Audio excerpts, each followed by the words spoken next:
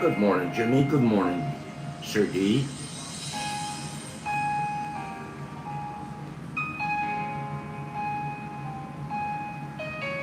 Good morning, Herbie. Good morning, Kev. Greeny. Good morning. Very nice message from you this morning, Greeny. I return it tenfold to you, my good friend. 4 years.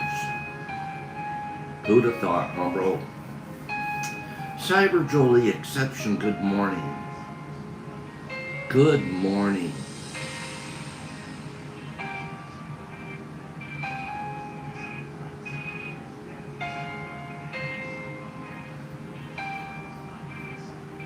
Golden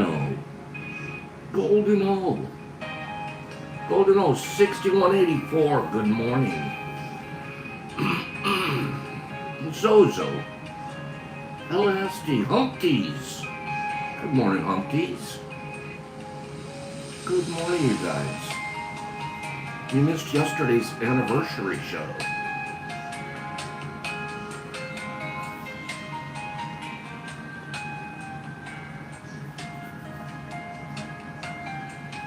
Good morning.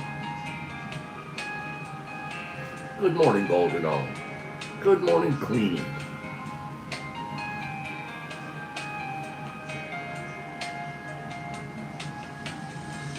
Queenie, I'm heading to New York City this coming summer. New York City. Here I come.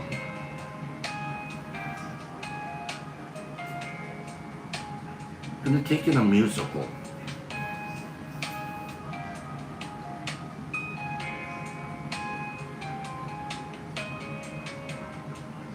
There goes Herbie, wanting to get on the show again. Is that right, Queen? I gotta see it though. I've gotta go to New York City one time in my life. We're gonna catch a musical. What do you think about Michael Jackson, the musical? Has anybody heard that one or seen it? Know about it? I really don't know much. My sisters are the ones lining it up. My sisters are lining it up for us. I'm a Ken doll. They just dress me up and tell me where to go. Just drag me along to the party. Set me up in the corner. Pops likes being a Ken doll. I'm not in charge. I'll follow directions. Honest, I'm Ken. Now, I'm not saying I look like Ken by any means. 20 years ago, huh? Exception. Cyber Jolie, do you think the Michael Jackson musical is going to be good? The good thing about it is I think I'll know most of the music. Compared to some of those Broadway shows, they're all like brand new songs you don't know. I'm kind of looking forward to it. Not kind of, I'm totally looking forward to it. Kimberly, that's the part where Ken and I are a little different. I'm a Ken doll with Burger King shorts, underwear. Thanks for reminding me to not forget my underwear. Good call. I'm a Ken doll with Burger King underwear. There we go, Kim. Is that better? Simon Jolie, don't get a visual. Okay? Good morning, everybody. Good morning, Sandy. Good morning, Bubblegum Kello. Good morning, Shroom Digger.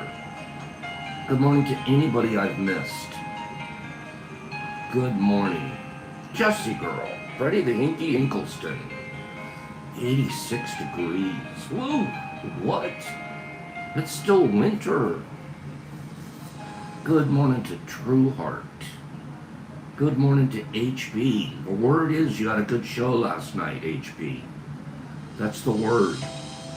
The word is the bird. Good morning, Aaron. Good morning. And good it shall be, and good it is. Good morning, Jamaica man. Terrible Jamaican accent, Pops. Just because you say mon doesn't mean you're like doing Jamaican. The Bird is the Word is Ava's new favorite song. Ava's so sweet. When's her birthday? Niffy, write me a message and tell me when her birthday is. Okay? Send me a message when you get a chance. I need to know, I need to remember Ava's birthday. April 4th. Okay, well, it's coming. Okay. Good enough. Good enough, I'll remember. That's fantastic, Herbie. Really, you're losing that much weight? Are you serious? That's fantastic, bro. I bet you feel better too, don't you? I bet that makes you just it's easier to tie your shoes, Herbie? Is it easier? I would imagine it's easier to tie your shoes. Good morning, nerdy.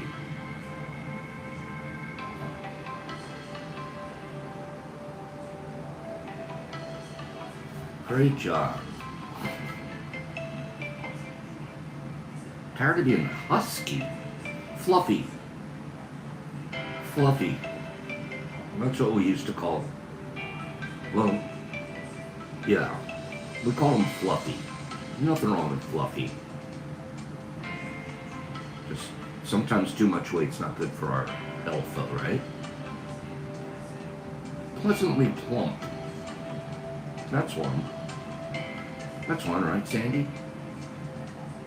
I don't know if I like the word plump, though.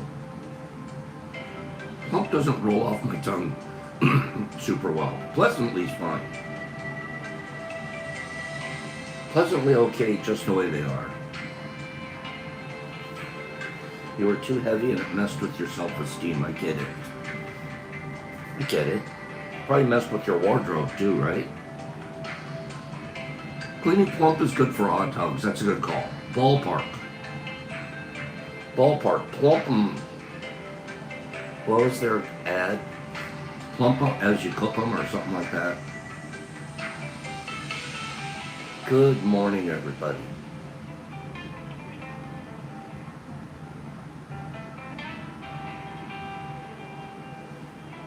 There you go, Mellow. Good morning, everybody. Weight's a challenge because no matter what, we have to eat. There you go, Herbs. Good thing you didn't get rid of those clothes. Good job. Good morning, everybody.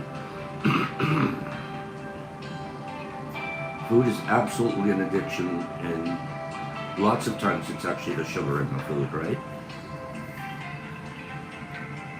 Food's a rough one. You can stop snorting lines of cocaine by staying away from the cocaine party and having the dealer cut you off. That doesn't always work. But food's a tough one. It's a thing in my family. My mom and one of my sisters with that challenge. And I've always, personally, I've had fat phobia for me. Not for other people, I don't care. I've stopped judging people for how they look. Or I'm working on it. Getting better at it. But myself, the last thing I want to do is get heavy. So, I don't count calories by any means, but I just eat small portions. I eat like a bird. My friends tell me, you eat like a bird, bro. Like everyone else is eating, 4 times what I eat when I sit down to eat.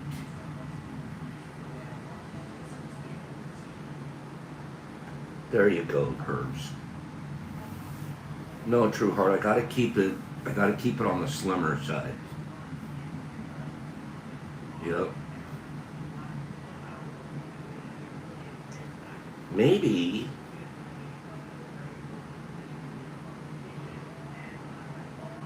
there you go, Jesus Christ. Funny, the Australians are measuring in kilograms. That's funny. I eat like a pterodactyl. Other dinosaurs.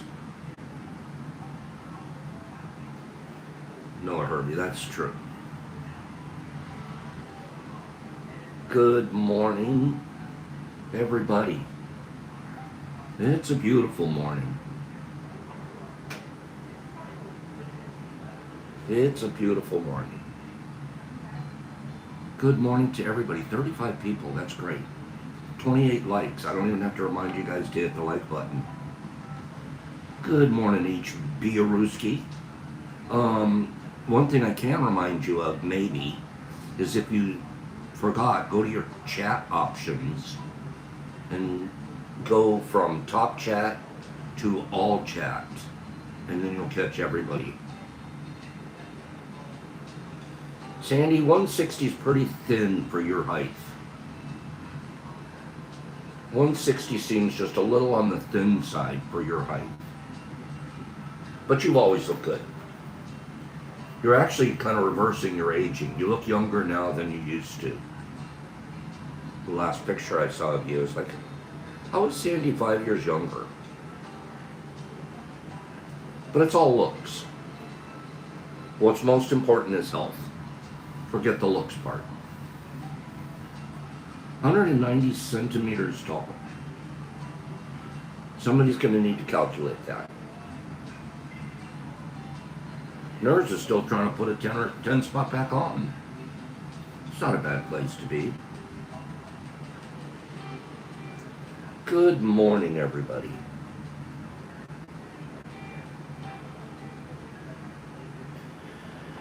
I stay right about where I am. I guess whatever my diet is, it's working. I sure do, like I mentioned to you guys, I sure do like to cook from home. Give me 5 people. Did Pops make an omelet yesterday, or didn't he? Did he actually make an omelet, or did he not have time and he was scrambling and didn't have a chance? Which do you think? Did Pops make an omelet, or was he scrambling and he didn't have time?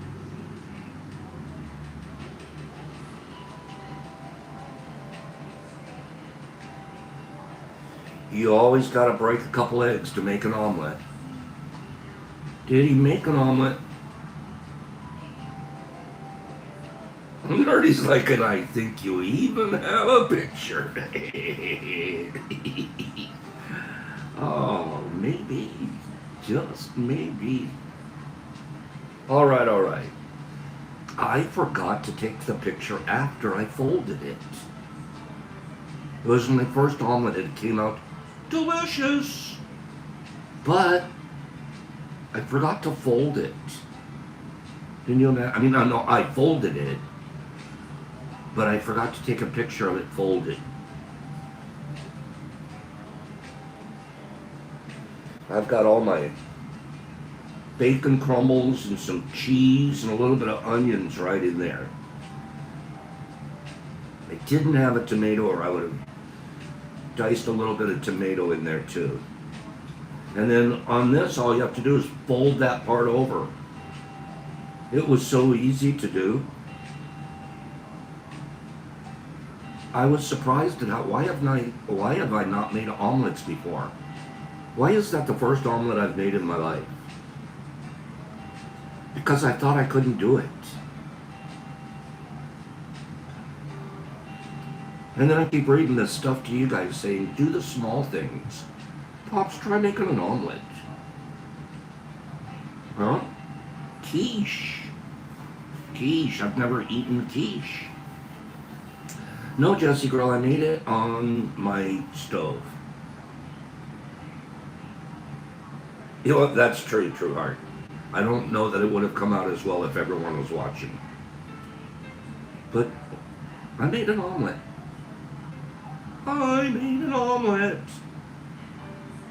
Quiche. I wonder if I've had quiche once or twice. Good stuff. Maybe I should make a quiche one of these nights. Again, tonight I've really got a busy night. But I did it. I made an omelet. That's it, before it got folded over. It was the easiest thing in the world. Egg pie for rednecks. We don't have rednecks. We don't have rednecks. Came out really good. That was one of those deals where you wish someone else was around and they could share it with you. That's what that was. Oh, I made an omelet. It was great.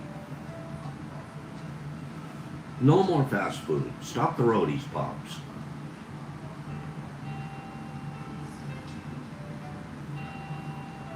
In medical history, I agree, Mello. Cooking is fun. It's challenging, and I'm that kind of cook that I'm cleaning as I go. So by the time the omelet hits the plate, everything that I've used to clean or to make that omelet is cleaned and put away. Done. I've washed it, I've dried it, I've put all the ingredients away. All I have to do is take my little plate and sit down and act like a waitress just brought it to me. And they're just sitting there going, oh, this is nice. Everything's taken care of. And all I have to do is eat and clean this one plate and fork. That's how I like to cook. Clean as I go. And I like a couple of courses too. Have a couple of, 3 or 4 ingredients in something. Granny, is that right? Now just teach it to your daughter. I like to clean as I go. So by the time I'm done, everything's put away. And all I have to do is sit down and enjoy. Guess what else I do while I eat? You guys aren't going to believe this. What do you think Pops does while he eats? Huh, Nippy? Take a quick guess. What does Pop do in conjunction with eating? What do I do? No, Kim, not when I'm eating, usually. Good question, good answer though. Cyber Jolie nailed it. I always have a book open in front of me as I'm eating. I'm the guy that goes to a diner. I'm the kind of guy that goes to a diner and I bring a book with me. And then I open up my book and I'm reading while I'm waiting and everything. I can knock out a chapter or 2 just in a meal. Right? Eat and read. Reality TV is later. I don't watch much reality TV anymore, not like I used to.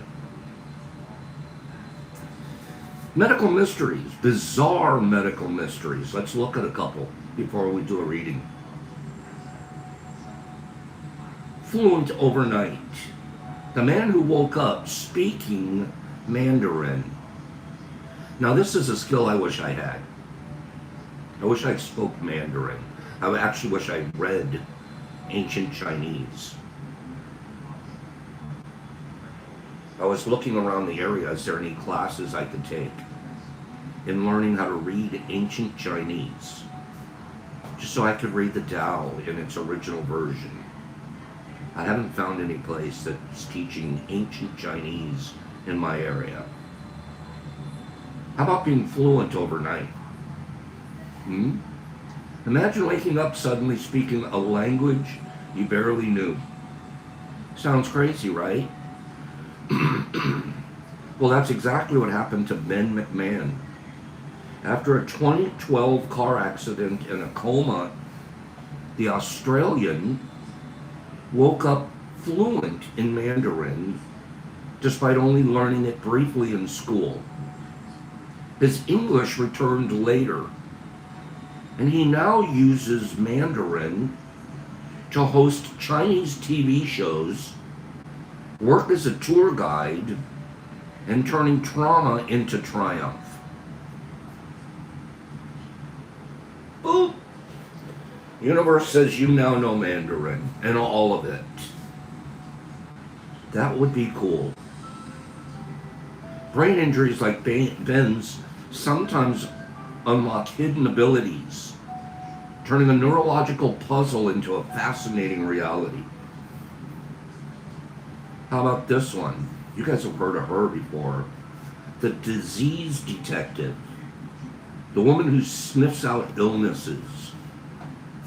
Joy Milne, a retired nurse, has a superhuman nose that can detect Parkinson's disease years before the diagnosis.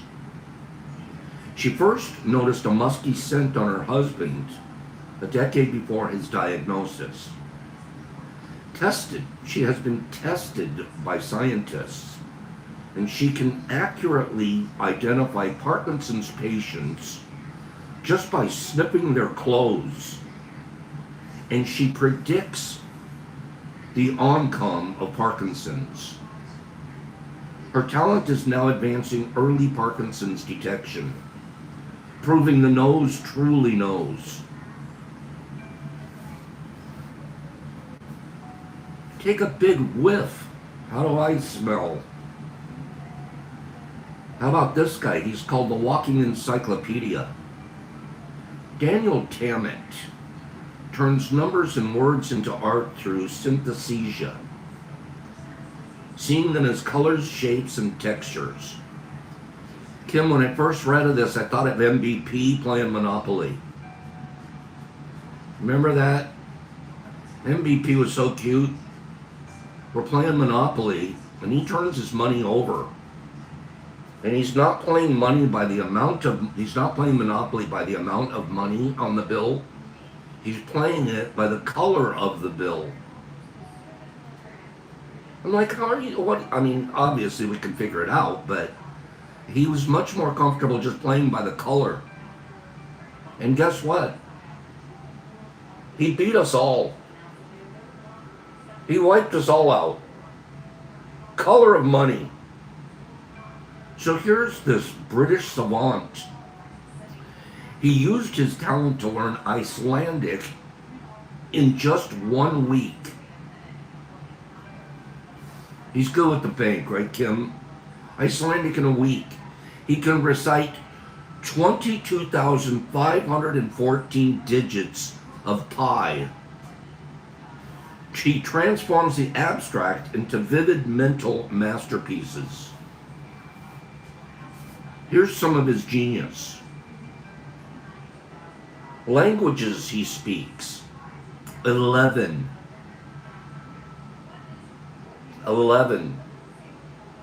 Pi digits memorized, 22,514.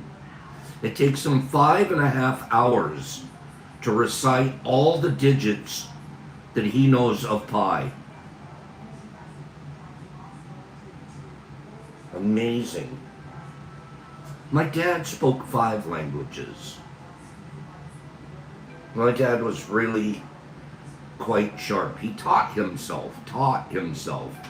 This was back when computers were just first coming. And we all got together and bought my dad a computer. He was ill, suffering, and he had maybe 2 or 3 years left to live. So he was housebound. We got him a little computer with a learning language program. We're talking late 80s. Pops taught himself Russian from the computer. He knew Russian. He knew Italian. He knew French. He knew English. And he knew Spanish. And he also, like me, had a smattering of Latin and Greek.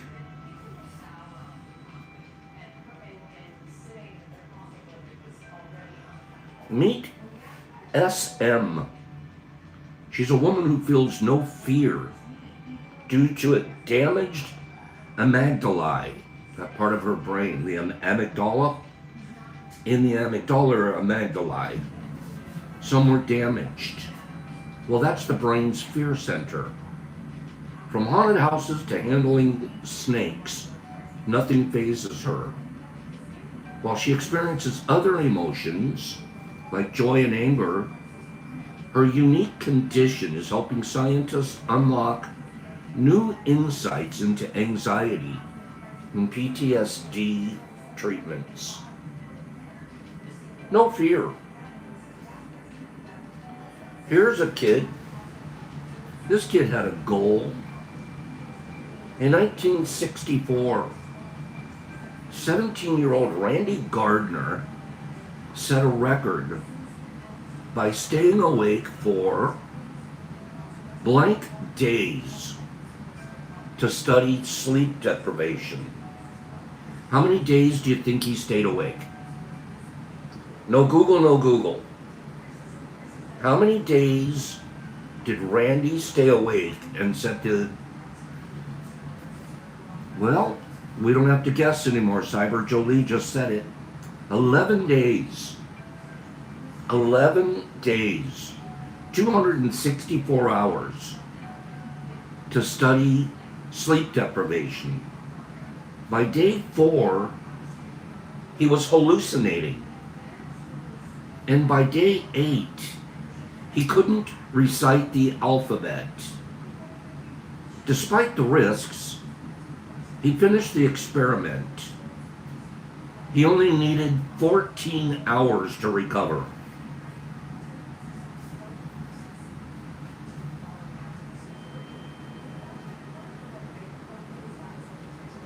Another guy came along later and beat his record. Robert McDonald. 19 days without sleeping. 19 days. Incredible.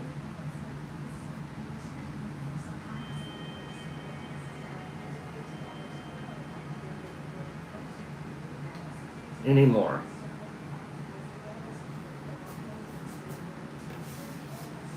Your stomach's acid is so strong it can corrode metal.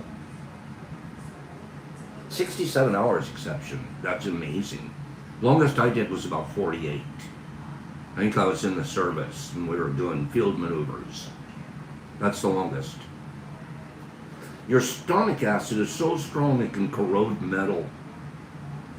With a pH of 1.5 to 2, its acidity rivals that of battery acid. We're walking around with a stomach full of battery acid.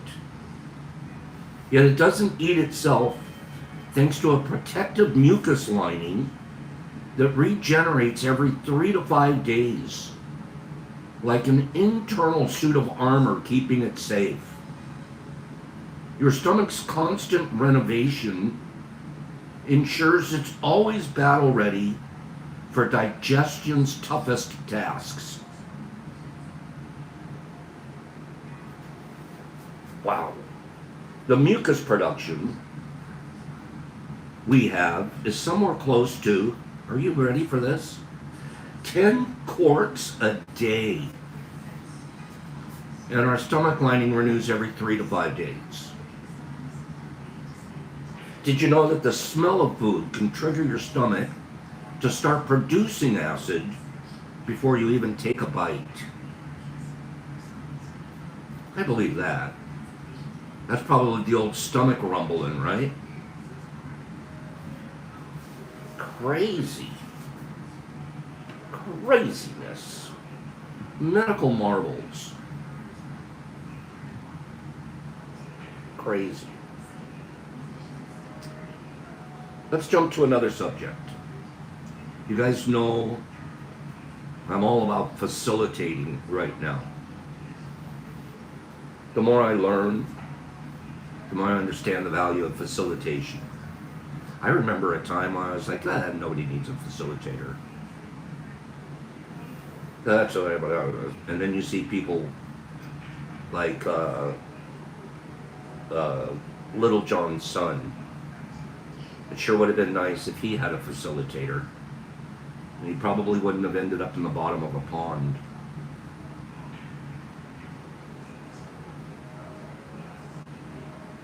But the facilitator is the one that helps you set your intentions.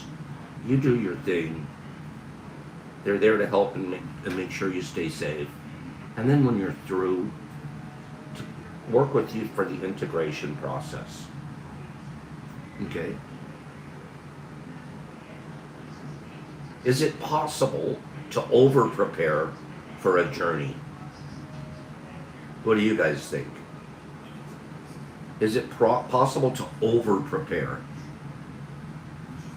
There you go, HB. Who thinks, yeah, it's possible? Who thinks no? Take as much preparation as you need. Is it possible to over-prepare? What do our guest facilitators say? Jesus Christ, we're not talking about how many condoms you're wearing. Jesus Christ. Yeah, Pops, you don't need 4. You're out of line. You're out of line. Oh, 4? What's going on in Australia? And what? Is there like, you don't trust those things? Straight to the reflection pool. Straight. Send him straight to the reflection pool. Jesus Christ, all your comments are deleted for the next 5 minutes. Okay? Then Mr. Phillips says, hey, I've used 2. It worked fine. Oh, Jesus Christ in Australia. Okay, let's see. What do the facilitators have to say? Oh, that's so darn funny. Yeah, nobody needs 4, Pops. That's over-preparing. Darn it. Darn it. Darn it. He always comes up with that angle, doesn't he? Every facilitator agreed that preparation is non-negotiable. I kind of agree with that. If nothing else, you're just confirming your set and setting, right? What's your mindset? And what's your setting? Having appropriate for you set and setting is already preparing. You don't need a facilitator to help you, quote unquote. So just that alone, you're already preparing. Does that make sense? So every facilitator agrees that preparation is non-negotiable. Clarifying your intention, building trust with your facilitator, and getting your set and setting dialed all create the conditions for a meaningful experience. But there's a tipping point. Amy Charlesworth explains it like this. Preparation is important, but when it becomes a way to control the unknown, it can actually increase anxiety and create pressure to do it perfectly. Adam O'Neill echoes her warning in his words, over-preparation often inadvertently primes the part of ourselves who just want to control our outcomes. The goal, he says, isn't to script the experience. You don't perform a journey. You receive it. Francesca Liu agrees that over-researching or mentally rehearsing can pull someone out of their body and away from their emotional honesty. In her experience, people who arrive with very little conceptual knowledge, but a genuine willingness to feel and trust the process, often go deeper than those who obsess over crossing T's and dotting I's. Expectations. Third agreement. Expectations are a trap. Several facilitators said the biggest risk is getting attached to how things should go. Clayton Nix has seen it firsthand. People who come in having read various books and trip reports may be susceptible to expectations that obscure reality. This may cause them to devalue their own experience. Thanks for stopping by, Dylan. Michelle Erdl has noticed over-preparation leads people to seek out a particular experience, especially one they've read about, making it harder to accept what really shows up. Jamie Blackburn lays out the disconnect. The medicine brings out what is needed, not what is expected. On that point, Amy offers a good reminder. Every journey is different. Reading about other people's experiences can be helpful for context, but it can also plant expectations that don't fit your path. Clayton suggests it's best to do what we can to cultivate a beginner's mind. That might mean surrendering what we think we know. So if you can overdo it, what does good preparation look like? Charmakendra nails this paradox. We prepare so we can let go. The sweet spot is handling the practical stuff. Physical safety, nervous system support, etc. So that when the moment comes, you're willing and able to surrender. Michelle Harrell says, trust, not control, is what allows the deepest healing to occur. And since no one is perfect, Sarah Gale offers a practical tip. If you catch yourself overanalyzing, that's a cue to shift away from the thinking mind and towards resourcing the body. Terry Shelton brings us home with a memorable analogy. Saying you can over-prepare for a psychedelic journey is like saying you can over-prepare for a roller coaster ride. You can buckle up and take deep breaths, but the ride still does its thing. Over-prepare, under-prepare. Some preparation is procrastination in disguise. Reading one more trip report, adjusting your playlist, waiting for the perfect time, which doesn't exist. These can all be clever subconscious tactics for avoiding the deeper fear that you're holding back. All these fears are valid. Psychedelics can rock your world. So an underrated aspect of preparation we want to elevate now is honesty with yourself, specifically around this question. Are you genuinely open to change? A psychedelic experience can show you in 4K resolution the ways you've been living out of alignment with your own beliefs and values. It might ask you to let go of crutches, comforts, or relationships you've outgrown. Accepting this is maybe the hardest and realest prep work there is.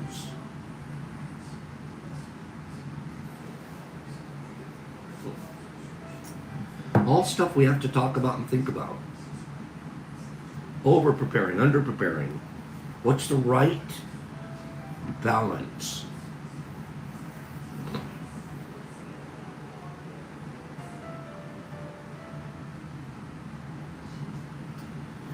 Lao Tzu, a quick translation from Red Pine. The Goldilocks zone, there you go, HB, it's the word I was looking for. This is Red Pine's version of the Tao Te Ching, verse 65. And then we're going to read Dr. Dyer's together. The ancient masters of the way try not to enlighten, but to keep people in the dark. Wait a minute, you want to keep people in the dark? Hang in here. Remember that he teaches in paradoxes. What makes people hard to rule is their knowledge.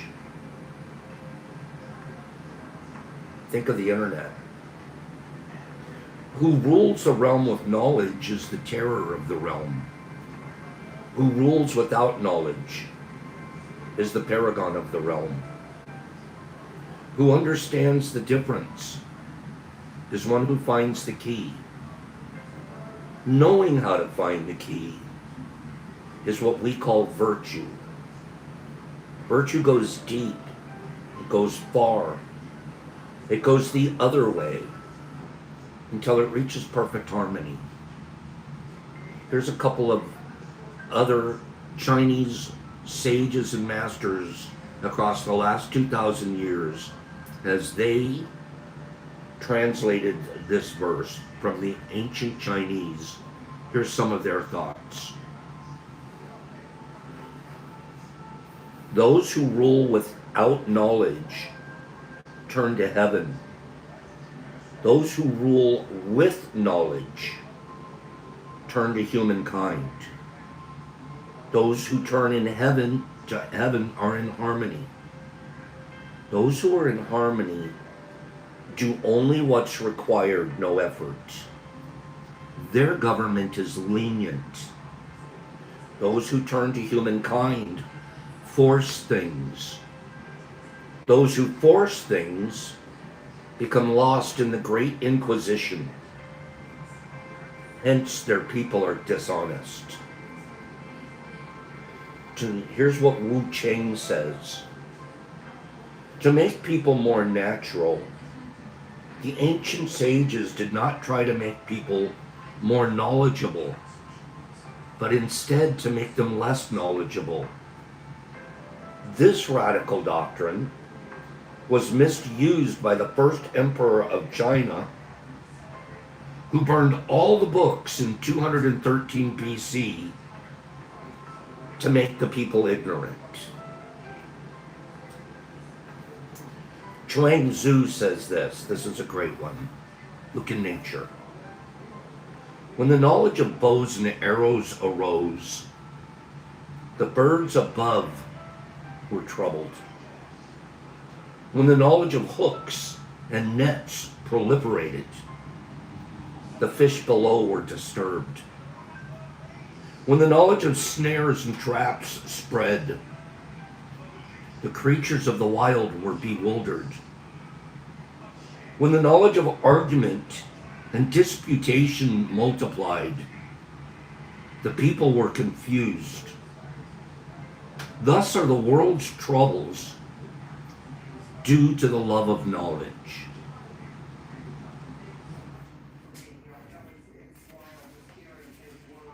Takes some defining what they mean by knowledge, doesn't it?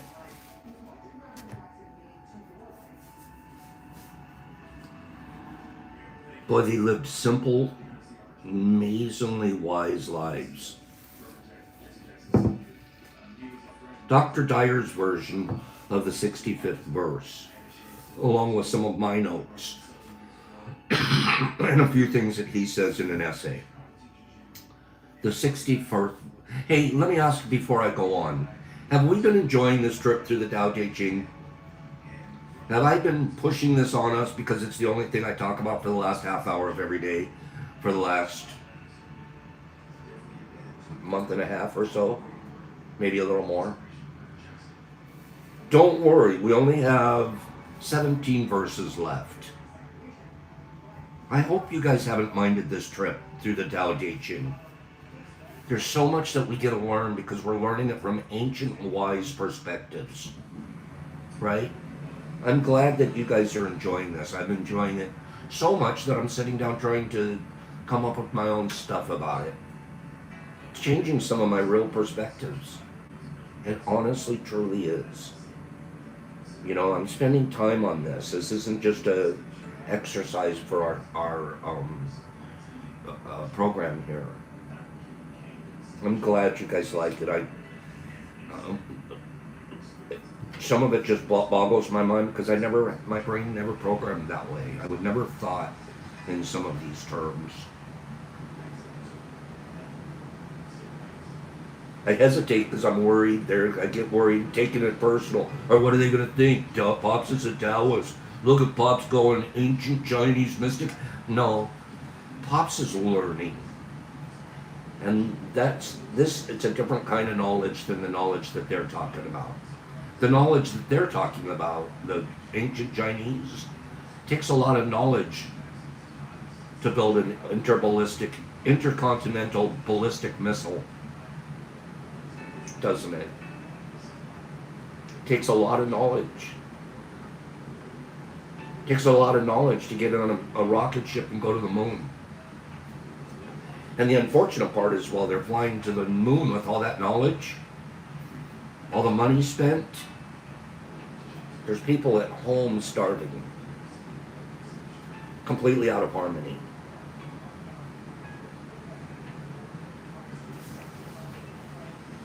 The ancient ones were simple-hearted and blended with the common people. They did not shine forth. They did not rule with cleverness. So the nation was blessed.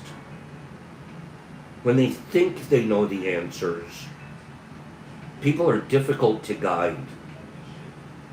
When they know that they do not know, people can find their own way. Not using cunning to govern a country is good fortune for the country. The simplest pattern is the clearest. Content with an ordinary life, you can show all the people the way back to their own true nature.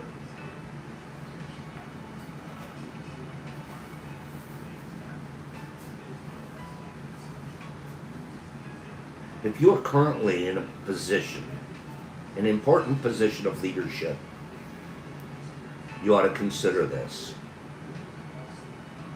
This is a good passage for people in leadership. Are parents in a position of leadership? What do you think? I think the answer to that one's obvious. Even as a parent, you're in a position of leadership. Supervising or parenting shouldn't mean imposing bureaucratic rules or impressing others with your supposed intelligence and superiority. A truly influential person isn't cunning, doesn't shine forth, doesn't rule with cleverness, or instill fear in those he or she is designated to oversee. Does not instill fear in the people you're designated to oversee. As Lao Tzu explains, when they know they do not know, people can find their own way. In other words, the effective leader guides others to their own nature. The realization you're invited to consider here is that your job is to help others know that they don't know. If they believe they do have the knowledge, they'll never find their way back to the Tao. That's because they're relying on ego input, which tells them their true essence is their identification with the physical or material world. Almost everybody you know, outside of those that are studying and trying to get back to their inner nature, fits that description perfectly. Their ego input tells them that their true essence is their identification with the physical or material world. That was me. What I wear, what brands I'm sprouting, what polo shirts, what the name of the boat, what the brand name of the car. 4,000 foot homes versus a comfortable little 750 foot cabin. All of those things were my identification. True. I'm glad I got older. I never wanted to get old, but I'm glad I did. The older I get, the clearer I think I see. One who lives according to the Tao knows that the ego is a false master, drawing people away from knowing their own true nature. Implement the teachings of this verse by refusing to convey superiority or intellectual ingenuity. I've always been a sharp guy. Always. I've always had an ego spot for I'm pretty sharp. Boy, I know stuff. I could brag about it. I could correct you. Oh no, it wasn't 1832. It was the summer of 1834. I could always debate. I could pick either side, and through cunning use of words, manipulate somebody into something I don't even believe. But look at the power I have over them. Cunning use of words.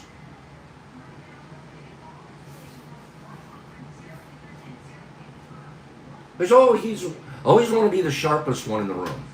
You know what I've always done? This is a true story. I've always done this. Always. When I'm taking a test, a room of people taking a test, I did it at my driver's license test. Are you ready for this? There'd be 2 or 3 people who were all starting the test at the same time. It's not only enough for my ego to get more right than anybody else in the group, but I also got to finish it faster. I want to be the first one to put my pencil down. I'm done. You can score my paper first. I'm going to have the highest score, I think.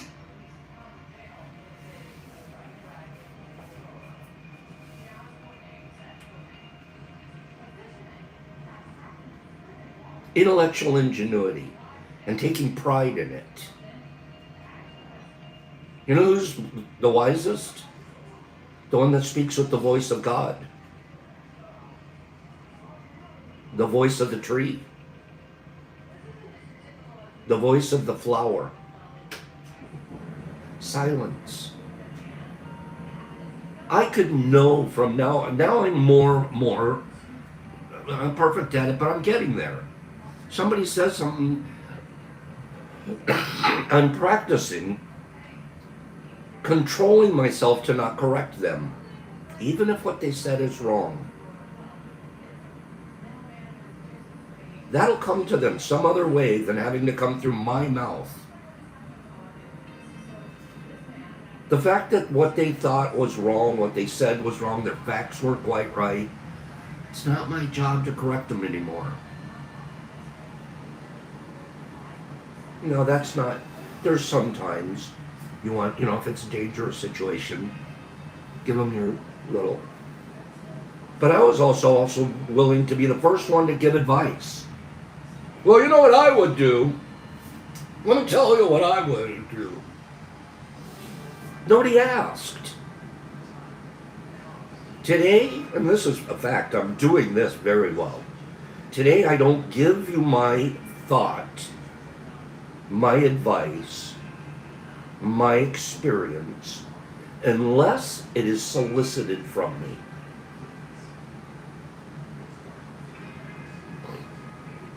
That's the only time. I found myself bragging about my exam here a couple of days ago.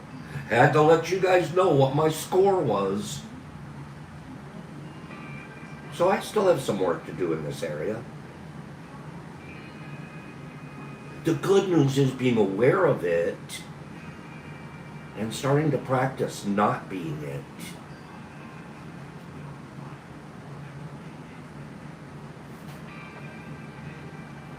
Implement the teachings of this verse by refusing to convey superiority or intellectual ingenuity.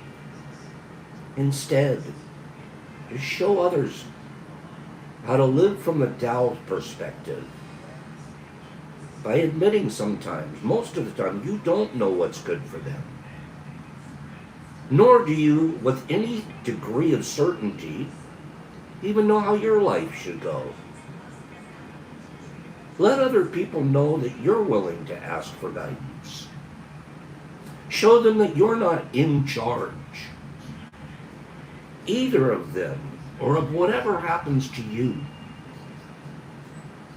Allow them to see a man or a woman who's humble, lives peacefully in the cycles of life, and stays simple-hearted.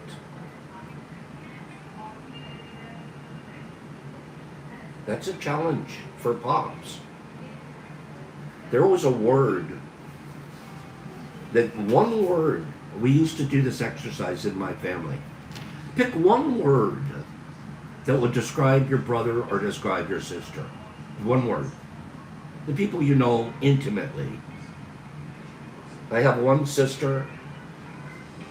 The single word that we would use to describe her, was sweet.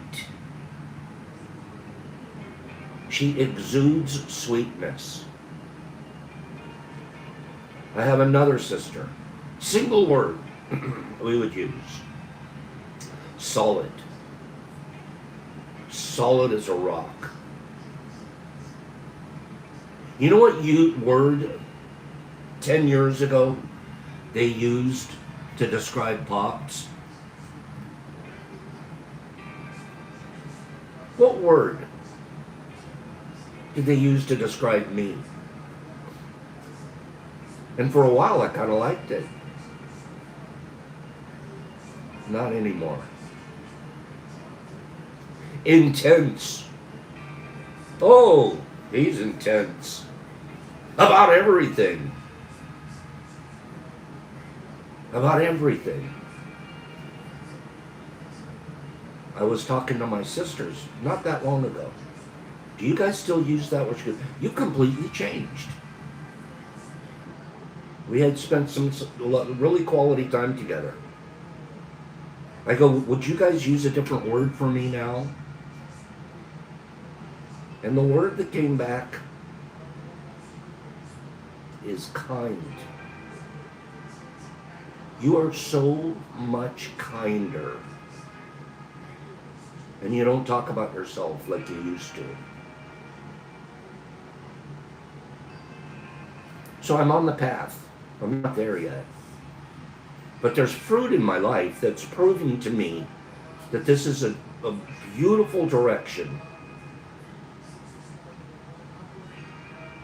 An amazing direction for me.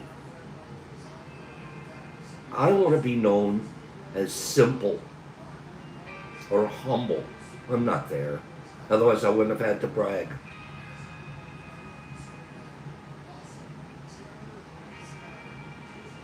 But those are the words that I would prefer to describe me. And changing my perspective is changing the description of me. Is anybody else experiencing that in their life? Are you starting to be able to be defined by a different set of words? Are you? Are you doing work and making changes and growth to where you could think of a word that used to define you that no longer applies?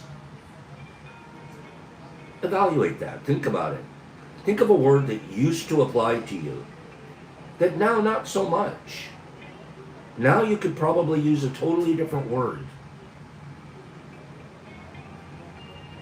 I know these aren't labeling yourself, Niffy, as much as analyzing.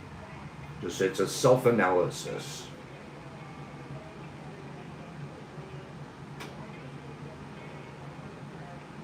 Just checking some of your comments.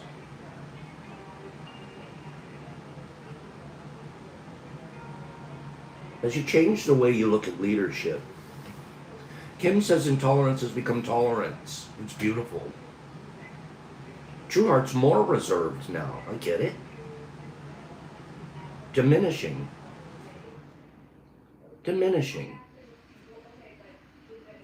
Look at your life and just see if there's words through self-analysis that you can literally describe yourself differently today because you're working and practicing new agreements and new principles. It's so exciting to be able to wear a different word. As you change the way you look at leadership, you'll see that individuals who are willing to surrender their egos enjoy a connection to their Tao energy, and they become simple-hearted leaders. Their only task is to help everyone in their sphere of influence realize also that they do not know.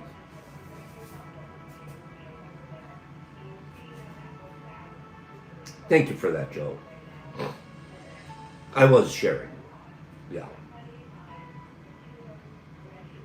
Their only task is to help everyone in their sphere of influence realize that they also do not know. Lao Tzu seems to smile wryly as he informs you of this wondrous paradox. Blend in with those whom you feel compelled to supervise by trying on new ways of thinking and being. You don't have to be the big shot in charge to be the leader, a leader. Be willing to and proud to say to those in your charge, I don't know. I can honestly say I've always been pretty good at that. I'm sure, Kim, to teachers that can't say I don't know to a student, making something up, trying to fill in the gap with knowledge that may not apply, you're misleading the student. All you have to do is say, I don't know, but I'll get back to you. I don't know that, but let me look into it and I can get back to you. That's a good teacher.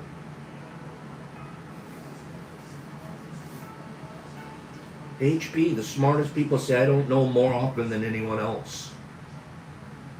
That's right, Kim, and I don't know, but I'll find out. And then you make a little note and you do find out, and you do get back to the people. Being willing to say I don't know, this phrase is a symbol of strength rather than weakness. So use it freely. When you teach others to do the same, they'll begin to allow the highest selves, the highest of themselves, to be guided to the true great way. Keep in mind that nature never forces anything to grow, but it's silently and invisibly ever present. Do the same to the best of your ability by not forcing yourself and your ideas on anyone. The simple truth is, neither we nor everyone else knows what's ideal even for ourselves, let alone others. There's a silent destiny always at work. There are fortunes as well as misfortunes in every life, independent of our particular opinions. I agree with what was just said in a comment right there. Be willing to say I'm wrong. Do you know how many arguments stop the minute you say, I'm wrong. Honey, I was wrong. Son, daughter, I was wrong. My dad was never wrong in his life. Ever. Even when he was wrong, he was so nailed into what he just told you that he could never admit he misspoke. I'd go look something up that he said, and I'm like, oh, I don't know, man, that's not the right answer. It's the right answer. The book is wrong. No. The Encyclopedia Britannica, the author was wrong.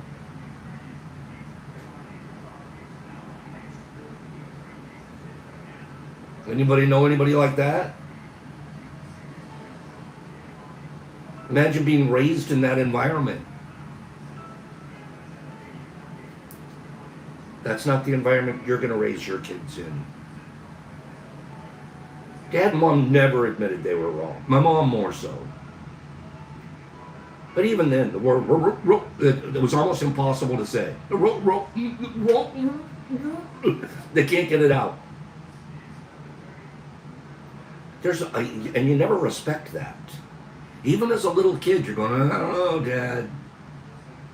You don't say it out loud because you're going to get the belt.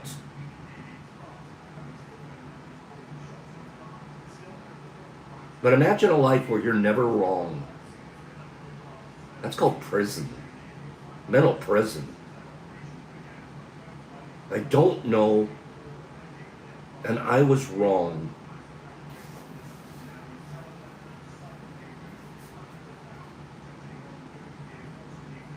Practice keeping your life simple and uncomplicated. Model this behavior for those that you're obliged to lead. Model that behavior.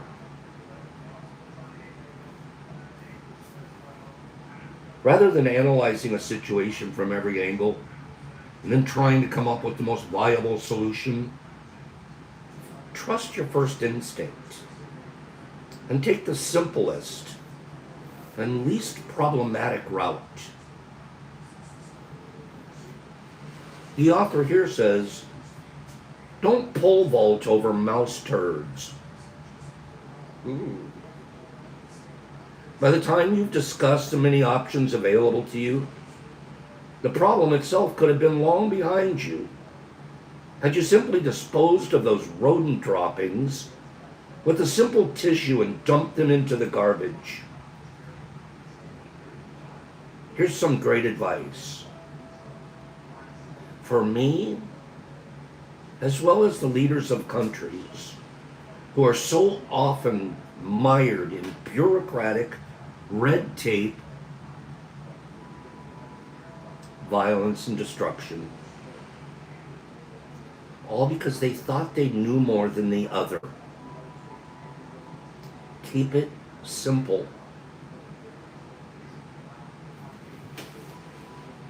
Keep it simple.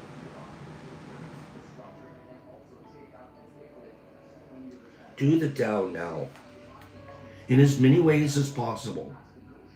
Demonstrate your understanding of what Lao Tzu meant by asking leaders to be content with the ordinary life. Why do all the leaders have golden palaces? Even the leaders of religions. Why do they all have golden palaces? Obviously, I'm generalizing. But look around. Is that leadership? You're sitting in a golden palace, and you have people in your congregation that don't have enough food to eat tonight.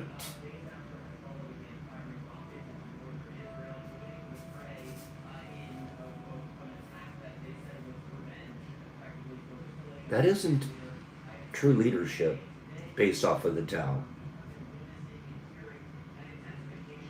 Be content with an ordinary life to be a good leader.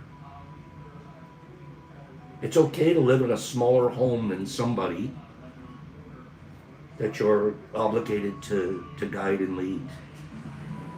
Because it isn't about what you own. It isn't about what you live in. It's about being able to say, I was wrong, I don't know, and be humble. Eschew intellectual cunning. How about this? Spend a day without the label of parent or supervisor or boss. Put yourself on an equal footing with those who usually look to you for direction. Think of yourself as one of those who you lead. In fact, pretend that you're him or her for a day. Pretend you're one of your children for a day. Pretend you're one of your employees, one of the people you supervise for a day. This will give you an awareness of how to put the Tao to work right away. Dr. Dyer finishes this with saying, I found that when I practice this with my children, they respond according to their own best and true nature. For example, when I simply say to my teenage daughter, I know that you're perfectly capable of being responsible and sensible when I am out of town, and I love that about you. I remove the authoritarian label, and I treat her the way I want to be treated. When this becomes the norm, it's obvious that Lao Tzu is correct. The simplest pattern is the clearest.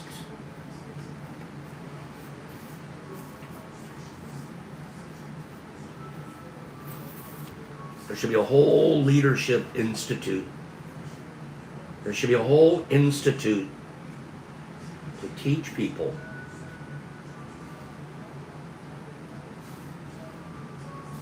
what true leadership is.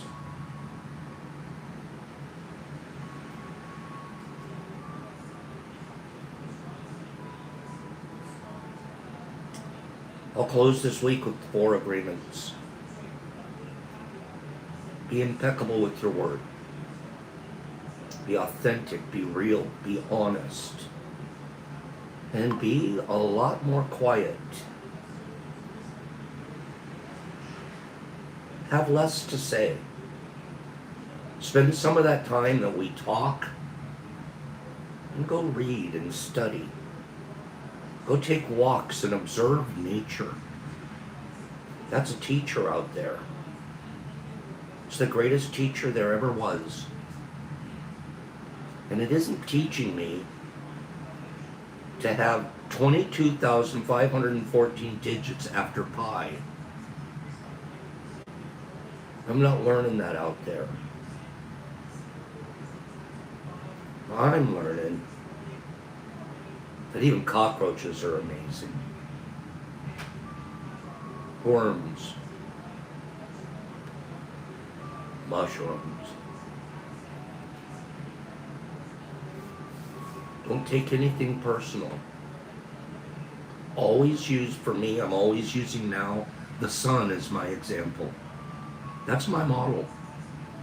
Nothing I do, nothing I say, no way I can act will ever impact the sun. It will never impact it. The sun will continue to shine. Even if there's rain clouds in front of it, it's still shining. And it will for another billion years. I felt like we should have a sun class next week. Let's just read a little bit of information about the sun. The sun doesn't take things personal. The tree in my yard doesn't. The bushes and the plants and the grass. You could go out and mow it, and it doesn't scream at you. Doesn't take it personal. It's almost even saying thanks. I needed the clip so I could grow more.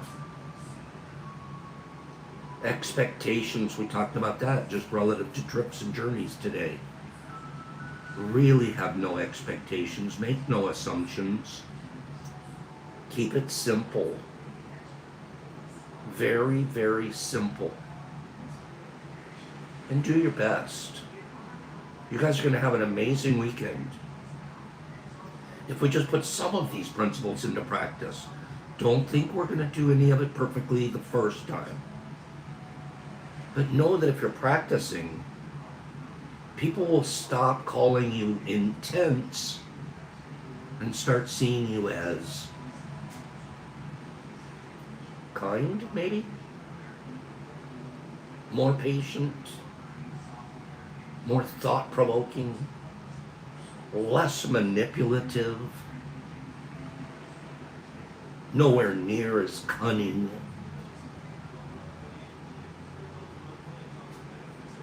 There's a lot of growth. So let's grow together. We're doing a great job. This thing's got 5+ years in it now. We're doing a great job.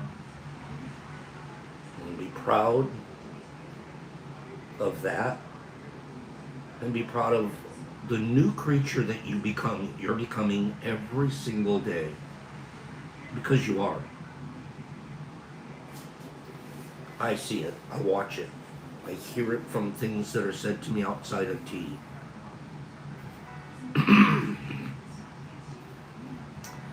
Be a leader. The right kind of leader in your home, in your workplace, in your volunteer space, in your community, and model wisdom and kindness. Have a wonderful weekend. I'm going to scroll my friends out. I love you guys and appreciate everything that you do for me. And believe me, it's a lot. Everything you do for me. And it just makes me want to sit here and repeat to you my thoughts and my experiences.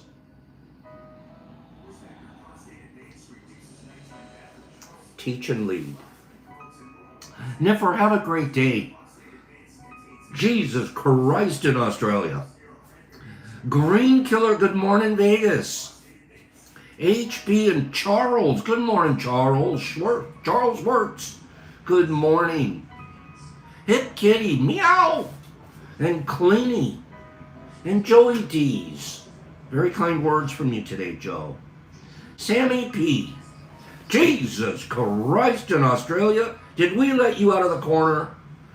Did they say you could come out of the corner? Well, all right, you can come on out. Herbie, have a great day. Weekend.